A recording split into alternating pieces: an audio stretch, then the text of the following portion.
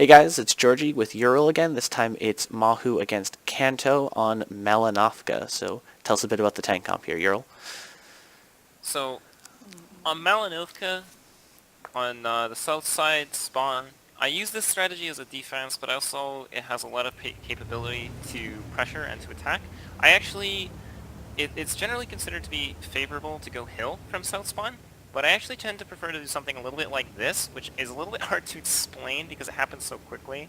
So, you just kind of look, mediums are kind of spreading out. I'm looking to just damage their scouts and deny them vision. Spot out where their scouts are going so that we can shoot them, get rid of them. I don't know what he was doing. Yeah, He I was just about to suicided. say, that feels Um, like a misplay on that bat chat, but Maybe he was called to do that. I'm not actually sure. It happened. We killed him. That's why the tanks are doing what they're doing. Um, Key pieces of this strategy are sending a tank either to F5 or D6, whichever I feel more comfortable with in the given game. Sending IS-7s or 5As or some sort of heavy tank with a lot of staying power to F0, E0 to play off that rock, as well as sending a Batchat halfway up the hill to like shoot into where the Super Conquerors are currently spotted.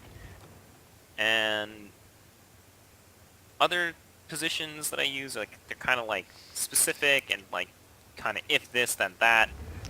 Those things you kind of just have to figure out on your own. I could talk for hours about this map, about like if they're here and here you can do this and then whatever. This is one of the maps I'm really comfortable on.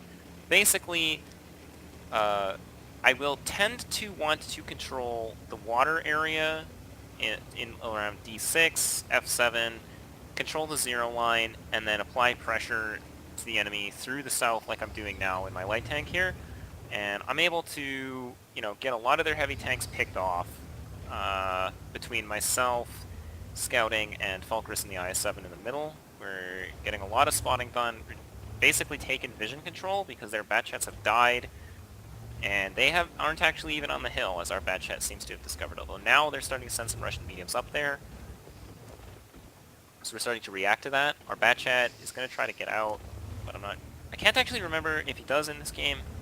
But regardless, the play is to just sort of hold them on the hill and apply a bit more pressure in their base. Sometimes you can't actually stop the tanks that are problematic, like these Russian mediums on the hill, anywhere near where they actually are, but because they're spotted, it means that there's opportunity elsewhere on the map. So our 907s have moved up to G1. We're looking to apply some pressure towards their cap. If they send 10 or more tanks down the zero line, we're going to be a lot closer to their cap if we want to cap, etc. That gives us, just reading the momentum of the game.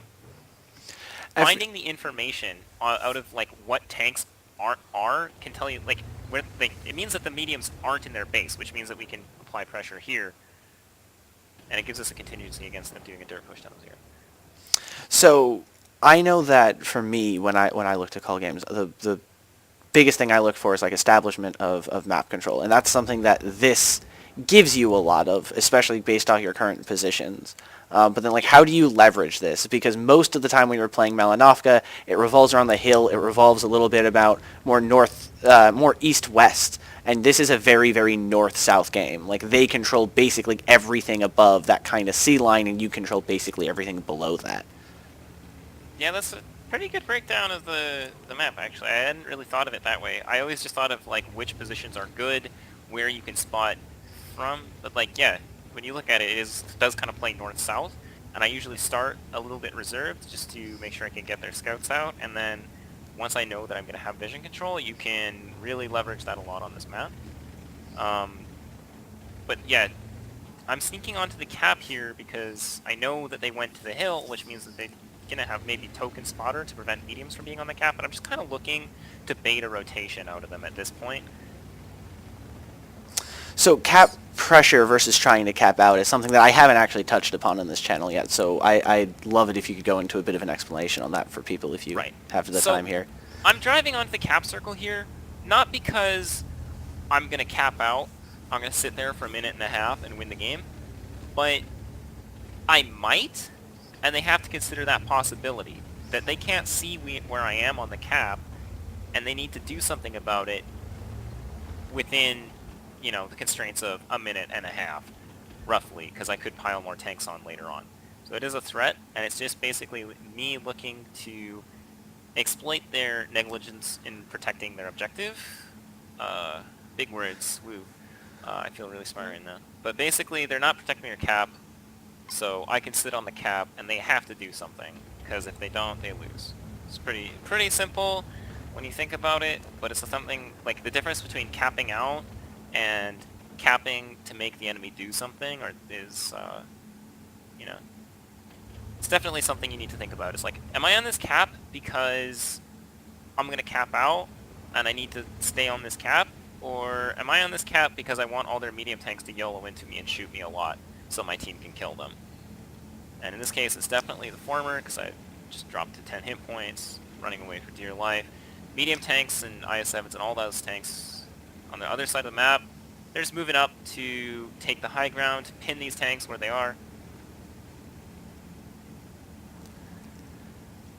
Driving past my friend in the STRV here, he's going to be able to keep these tanks spotted, keep pumping out damage. We're taking a significant tank and health lead, as well as literally all of the map control except for their backfield, which is fine.